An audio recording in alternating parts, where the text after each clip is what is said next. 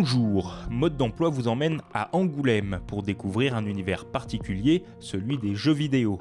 Dans ce numéro, nous verrons que le pôle Image Magélis soutient l'expansion de la filière jeux vidéo. Nous irons au CNAM Engmin, reconnu comme la grande école des jeux en France, une structure qui est aussi un incubateur d'entreprises. Enfin, nous prendrons l'exemple de deux sociétés qui ont choisi Angoulême pour l'attractivité du pôle.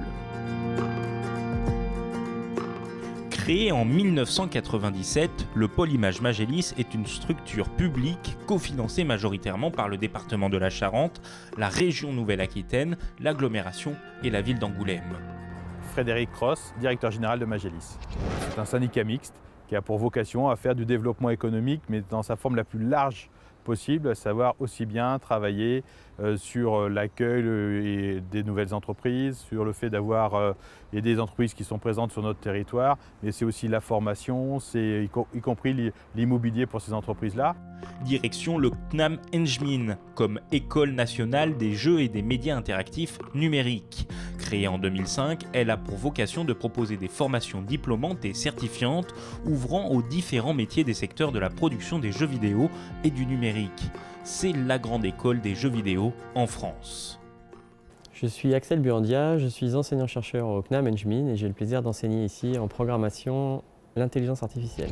L'idée du master, c'est de réunir toutes les spécialités qui font les différents métiers des studios de jeux vidéo de production au sein d'une même formation en 2 ans. Il y a 6 spécialités, donc conception visuelle qui sont plutôt des artistes, conception sonore qui sont plutôt des musiciens et des compositeurs, nous avons aussi programmeurs, donc plutôt des informaticiens, game design, donc plutôt des gens qui sont assez divers, littéraires, mais aussi profils assez divers.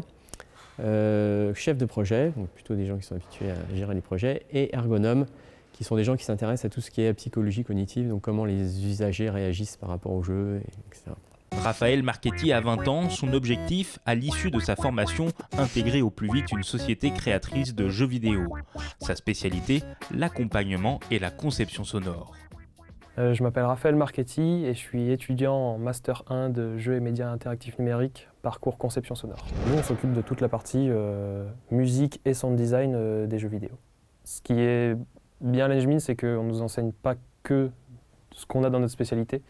C'est-à-dire que moi, je suis en parcours son, mais j'ai eu aussi des cours de game design, d'ergonomie, etc. Donc pourquoi pas m'intéresser à la création de jeux vidéo en tant que game designer. C'est quelque chose qui est très intéressant. Installée dans le même bâtiment, la société Ebim est la première à avoir intégré l'incubateur du CNAM Engmin. Elle a conçu un jeu permettant de gravir un mont sacré de l'Himalaya, le Kawagarbo. Même si personne n'a jamais atteint son sommet, ce pari est à réussir virtuellement à l'aide de ce casque. Vincent Pellaré, cofondateur Ebim Studio. Donc l'incubateur, ce que ça nous permet surtout, c'est d'avoir un cadre de protection, un cadre bienveillant et de protection autour de nous, qui nous permettent d'être accompagnés, vraiment protégés dans un premier temps, à terme effectivement accompagnés. On n'a pas forcément bénéficié, en fait on fait partie de ceux qui ont participé à la construction justement de tout ça. Donc il y a tout plein de services qui doivent être mis en place au niveau de la comptabilité, au niveau des démarches administratives, etc. qui ont pris du temps et qui maintenant sont de plus en plus rodés. Baptiste et Adrien ont achevé leur formation l'année dernière. Leur travail de fin d'études, basé sur le patrimoine, a été repéré par la chaîne de télévision Arte. Accompagnés par l'incubateur, ils souhaitent désormais s'attaquer au marché de la découverte touristique grâce à la réalité augmentée. Adrien Carta, je suis directeur général de Calanque. Ce que je fais ici, c'est surtout de la programmation et avec Baptiste, on coordonne aussi les projets ensemble. Baptiste Denavour, président et cofondateur de Calanque. Moi, je m'occupe plus de tout ce qui est présentation commerciale et relationnelle avec nos clients, nos partenaires. On se tourne pas mal vers la réalité augmentée, notamment tout ce qui est tourisme numérique, pouvoir se déplacer dans des lieux et grâce à la réalité augmentée, grâce à son téléphone, obtenir des informations directement de l'environnement. Ce qu'on apprend ici, ça s'exporte dans d'autres industries, dans d'autres milieux. Et il y a une plus-value à avoir étudié le jeu vidéo quand on veut faire de la culture, de l'événementiel, etc. Parce qu'il y a des problématiques qui sont les mêmes sur comment est-ce que les utilisateurs doivent comprendre le plus rapidement ce qui se passe à l'écran, le plus rapidement ce qu'ils doivent faire, etc.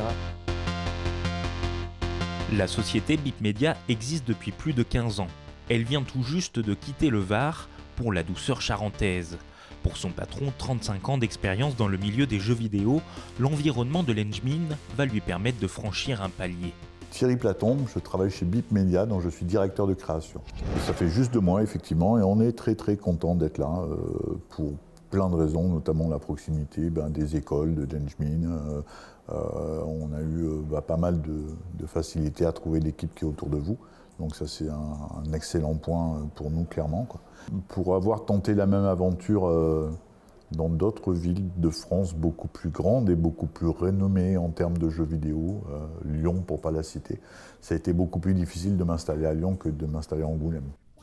Dreamtronic, 15 salariés et un exemple d'entreprise de jeux vidéo. Elle conçoit des jeux électroniques de table, des tables numériques basées sur la technologie tactile. Eva Barbara, directrice de production de la société Dreamtronic. Dreamtronic s'est créé en 2010 avec pour objectif principal de changer les modes de jeu avec cette table tactile 8 joueurs simultanés.